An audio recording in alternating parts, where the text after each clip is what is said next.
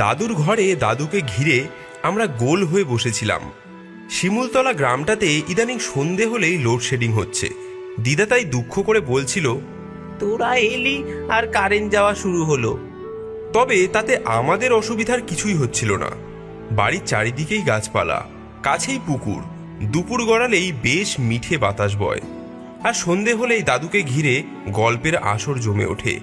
দাদু লণ্ঠনের আলোটা একটু উস্কে দিতেই ছোটু বলে উঠল, রোজ রোজ বানানো ভূতের গল্প বলো, তুমি নিজে কখনো ভূত দেখোনি?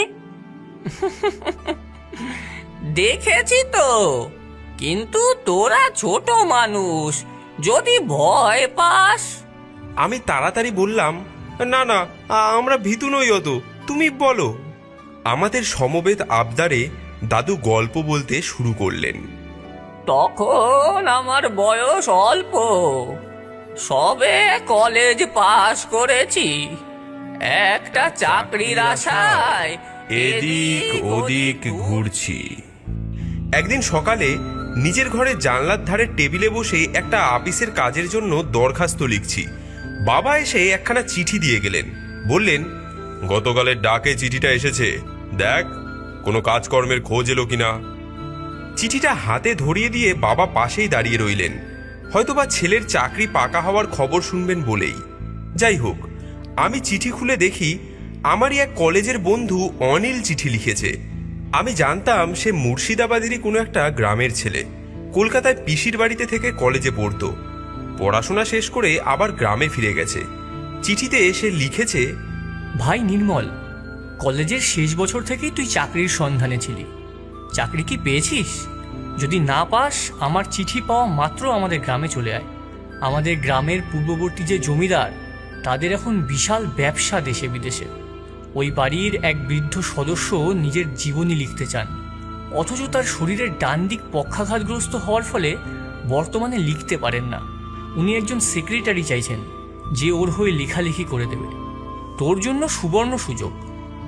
এই পর্যন্ত সবে পড়েছি, বাবা পাশ থেকে বলে উঠলেন, তা ওর জীবনী লেখা হয়ে গেলেই তো তোর চাকরি রীতি। আমি বললাম, দাঁড়াও, শেষে আর কি লিখেছে দেখি, পড়ে দেখি। এই বলে আবার পড়তে শুরু করলাম। অনিল লিখেছে, তোর কাছে সুবর্ণ সুযোগ। এর কাছে ভালোভাবে কাজ করতে পারলে ওরা নিজেদের ব্যবসার কাজে লাগিয়ে দেবেন।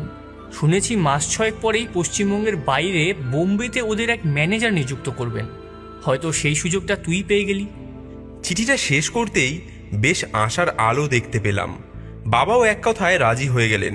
আমিও মায়ের অনুমতি নিয়ে ব্যাগ গুছিয়ে একদিন বেরিয়ে পড়লাম। আমি অচেনা অজানা কোনো জায়গায় যাওয়ার জন্য সবসময় সকাল সকালই বেরোই, কিন্তু সেদিন বেরোতে বেরোতে একটু বেলাই হয়ে গেল। ভেবে দেখলাম, এখান থেকে শিয়ালদা ঘন্টা দেড়েক, তারপর মুর্শিদাবাদ পৌঁছাতে ঘন্টা চারেক, সেখান থেকে পলাশডাঙ্গা আরও কতক্ষণ কে জানে।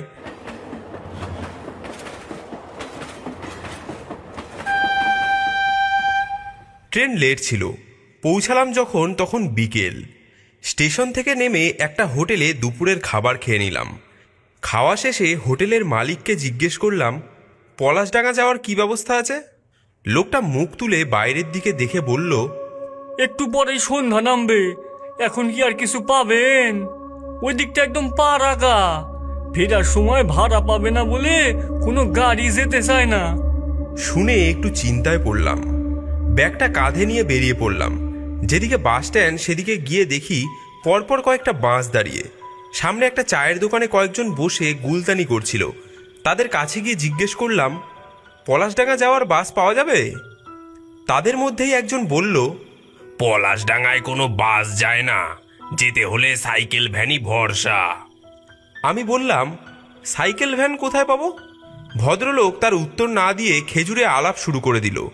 তা পলাশডাঙ্গায় কাদের বাড়ি যাবেন? কি যেন মনে করে জমিদার বাড়ির কাজের কথাটা না বলে বললাম, কলেজের এক বন্ধুর বাড়ি।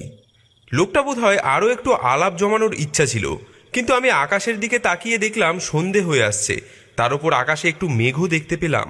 বললাম, ভ্যান কোথায় পাবো যদি একটু বলেন, সন্ধে হয়ে আসছে কি না? ভদ্রলোক হাত তুলে কোন দিকে যেন দিক নির্দেশ করে জানালেন, ওইদিকে দেখুন গিয়ে, নিতাই যদি থাকে। বুঝলাম নিতাই হলো ভ্যানওয়ালা। তা খানিক হেঁটে গিয়ে নিতাইকে পেলাম। একটা গাছের নিচে একজন ভ্যানের ওপর মুখে গামছা মেলে শুয়ে বিশ্রাম নিচ্ছিল। তাকে জিজ্ঞেস করলাম, নিতাই ভ্যানওয়ালা কোথায় বলতে পারবেন? সে মুখের গামছা সরিয়ে বলল, হ্যাঁ, আমি নিতাই। কি চাই? পলাশডাঙ্গা যাব, কত নেবেন? আমার কথা শুনে এই লোকটা মুখের ওপর বলে দিল কিনা। যাব না। কেন কেন যাবেন না? ওদিকে রাস্তা ভালো নয়, তাই যাব না। আমি দেখলাম বেগতিক ব্যাপার। এদিকে সন্ধে হয়ে আসছে, তার উপর আকাশে মেঘ। কেউ না গেলে আমাকে হেঁটেই যেতে হবে। জিজ্ঞাসা করলাম, কতক্ষণের রাস্তা বলতে পারেন? 55 মোড় থেকে বাম দিকের রাস্তা ধরে গেলে হেঁটে ঘন্টাখানেক লাগে। ওটা শর্টকাট। চলেন 55 মোড় অব্দি পৌঁছে দিয়ে আসি, তারপর যা ভালো বোঝেন। আমি ভ্যানে চড়ে বসলাম। বড় রাস্তা পেরিয়ে অন্য রাস্তা ধরে ভ্যান নিয়ে চলল আমাকে। খানাখন্দ, পথে দু চারটে টিমটিমে লণ্ঠন জ্বলা দোকান, দুপাশে শুধু গাছপালা, ক্ষেত খামার। প্রায় 20 মিনিট চলার পর এক জায়গায় নামিয়ে দিয়ে ভ্যানওয়ালা বাম দিকে নির্দেশ করে বলল, এই যে রাস্তা, এদিক দিয়ে সোজা চলে যাবেন, কোনো দিকে তাকাবেন নে। অসত্য গাছের তলে তো এক্কেরে দাঁড়াবেন নে।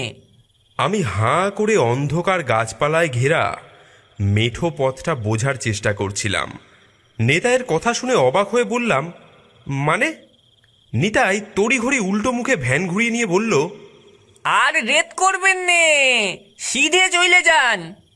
আমি উপায় না দেখে সেই মেঠো পথ ধরেই হাঁটতে লাগলাম। ভাগ্য ভালো যে গ্রামের দিকে আসবো বলে বুদ্ধি করে একটা টর্চ নিয়ে এসেছিলাম ব্যাগে। সেইটা জ্বালাতেই একটা আলো গোল হয়ে রাস্তায় ছড়িয়ে পড়ল। তাতে খানাখন্দে পড়ার হাত থেকে বেঁচে গেলুম বটে, কিন্তু সেই আলোয় আধার যেন চারপাশে আরো চেপে ধরল।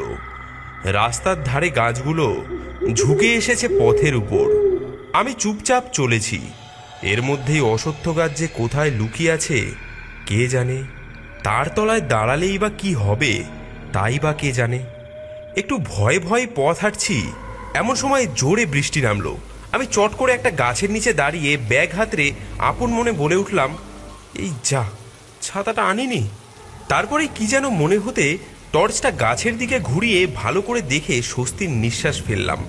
যাক বাবা, এটা অন্তত অসত্য গাছ তো নয়। ভাগ্য ভালো ছিল, একটু দাঁড়াতেই বৃষ্টি কমে গেল। আমি তাড়াতাড়ি হাঁটতে লাগলাম। মেঠো পথে কাদা হয়েছে, পিছলে পড়ার আশঙ্কা বেশ। মনে মনে প্রমাদ গুনলাম, হে ভগবান, কোথায় যে এসে পড়লাম। গ্রামে পৌঁছাতে কতক্ষণ লাগবে কে জানে। ওমা, সামনে একটা বড়সড় বাঁশঝাড় পেরোতেই দেখি একটা বাঁধানো গাছের নিচে বয়স্ক কজন মানুষ বসে বসে হুঁকো টানছেন আর মাথা নাড়ছেন। এমনভাবে মাথা নাড়ছেন যে দূর থেকে দেখে ভাবলাম কোনো বিশেষ বিষয় নিয়ে আলোচনা হচ্ছে বুঝি। এতক্ষণ পরে এতগুলো মানুষ দেখে আমার ধরে প্রাণ এলো। আমি ওদের সামনে গিয়ে পেন নাম ঢুকলাম। নমস্কার মশাইরা, পলাশডাঙ্গা কত দূর একটু বলতে পারেন? তারা আমার দিকে তাকালেন। একজন বিগলিত স্বরে বললেন, পলাশডাঙ্গা যাবে ভায়া, তা এক ছিলিম তামাক খেয়ে যাও। আমি কোনো কালেই ধূমপান করি না, তাই বললাম, দেখুন রাত হচ্ছে, আমিও ভিজে একসা, তাড়াতাড়ি পৌঁছতে পারলে বাঁচি। একজন মজার সুরে বললেন, আরে বসো বসো, এক চিলিম না টানলে আমরা বাবু তোমাকে রাস্তা বলছি নে। অগত্যা গাছতলায় বসে হুঁকোটা হাতে নিতেই শিউরে উঠলাম। এ তো দেখছি অসত্য গাছ। মনে মনে ভাবলাম, নিতাই ভ্যানওয়ালা বারণ করেছিল এর নিচে দাঁড়াতে, কিন্তু এতগুলো লোক বসে আড্ডা দিচ্ছে, তাহলে কি নিতাইয়ের মাথায় ছিট আছে? ভাবতে ভাবতেই দেখি একজন লোক একটা গামছা নিয়ে আমার মাথা মোছাতে আসছে। সে বলল, ভিজেছ তো ভায়া বেশ, মাথাটা মুছে নাও। তার কথা শুনে অন্য আরেকজন মজার সুরে বলে উঠল, দেখিস ভদ্রলোকের মাথাটা যেন আবার তোর মতো নড়িয়ে দিস না। সেই শুনে যেই লোকটা গামছা নিয়ে এগিয়ে আসছিল সে আক্ষেপের স্বরে বলে উঠল, আমার কথা ছাড়ো তো, রেলে মাথাটা কাটা পড়লো, তারপর আর ঠিক মতো জোড়া হলো কই, নড়বড়েই রয়ে গেল। এসব শুনে আমি প্রথমে ভাবলাম ওরা নিশ্চয়ই মজা করছে। তারপর দেখি কিনা লোকটার মুন্ডুটা সত্যি সত্যি ঘাড়ের ওপর থেকে ঢক ঢক করে নড়ে উঠলো। আর তারপরে লোকটা গেল রে আমার মুন্ডুটা গড়িয়ে গেল। বলতে বলতে লোকটার মুন্ডুটা ঘাড় থেকে খুলে ঢকাস করে নিচে পড়লো। আর অন্যেরা সমস্বরে বলে উঠলো, আরে ধর ধর ধর, আরে গড়িয়ে গেল, আরে ধর। বলে মুন্ডুটাকে ধরতে এগিয়ে গেল। এই দেখে তো আমার আত্মারাম খাঁচা ছাড়া অজ্ঞান হয়ে যাবো এমন অবস্থা। কিন্তু নিজের প্রাণ বাঁচানোর তাগিদে আমি উঠে দাঁড়িয়ে দৌড় মারলাম যেদিক থেকে এসেছিলাম সেই দিকেই। ভগবানই জানেন কোন দিকে কত দূর পলাশডাঙ্গা। আমার আর পলাশডাঙ্গা দিয়ে কাজ নেই। আমি দৌড়াচ্ছি দেখে পিছন পিছন ওইসব লোকগুলো হাওয়ায় ভেসে ভেসে উড়ে আসতে লাগলো। আমি পিছন দিকে সেই সব দেখতে গিয়ে ঠকাস করে কিসের সঙ্গে যেন ধাক্কা খেলাম। চোখ খুলতেই ভয়ে আটকে উঠলাম। দুটো লম্বা মতো পা গাছ থেকে ঝুলে আছে, আর আমি সেই পায়ের সঙ্গেই ধাক্কা খেয়েছি। এমন সময় গাছের উপর থেকে জিরাফের গলার মতো লম্বা একটা গলা এঁকে বেঁকে আমার দিকে নেমে এলো। তার ডগার মাথাটা দেখি এক টিকিওয়ালা বামুনের। ভয়ের চোটে মুখ দিয়ে বেরিয়ে গেল, ও মাগো, এ তো ব্রহ্মদত্তি। সে মূলোর মতো দাঁত বার করে টিকি নাড়িয়ে আমাকে জিজ্ঞেস করলো, ও হে ছোকরা, তোর নাম কি? কোথায় পালাচ্ছিস? আমার তো তখন ভয় দাঁত কপাটি লেগে যাওয়ার উপক্রম। কোনো মতে বললাম, আমাকে ছেড়ে দিন প্রভু, আমি কিচ্ছু করিনি। আমার কথা শুনে ব্রহ্মদত্তি মশাই বেদম রেগে ধমক দিয়ে উঠল, কিছু করিসনি মানে? দেখছি করেছিস। আমি তো ভয়েই মরতে বসেছিলাম। তার সঙ্গে অবাক হয়ে জিজ্ঞেস করলাম, কি কি করেছি প্রভু? আমি কিছু করিনি, আমাকে ছেড়ে দিন। ব্রহ্মদত্তি আরো রেগে গেল সে কথায়। রেগে গিয়ে ছোট্ট করে একটা গাঁটটা মেরে বলল, তুই ওদের হুকো চুরি করে পালাচ্ছিস দেখতে পাচ্ছি, আর বলছিস কিচ্ছু করিনি। এমন সময় পিছন থেকে কারা যেন বলে উঠল,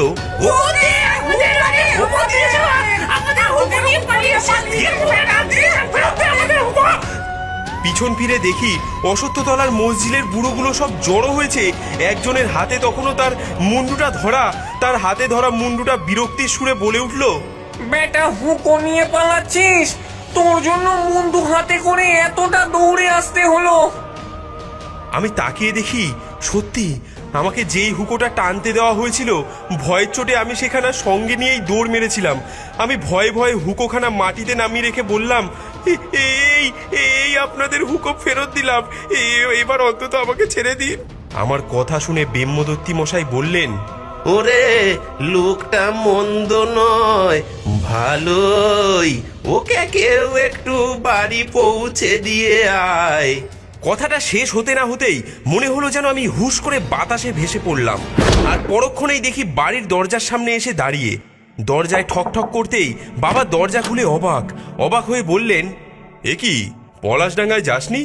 আমি মাথা নিচু করে বললাম, না, যাওয়া হলো না। বাবা জিজ্ঞেস করলেন, এই মাঝরাতে কেমন করে ফিরলি? আমি হাত উল্টে বললাম, সবই তেনাদের দয়া। বাবা বুঝলেন কিনা কে জানে, তবে আমি আর কোনোদিনও পলাশডাঙ্গা যাওয়ার সাহস দেখাইনি। দাদু বানিয়ে বানিয়ে কেমন গল্প বললো দেখলি?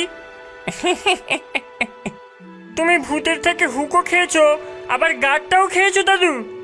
চুপ চুপ, তোদের দিদা যেন জানতে না পারে।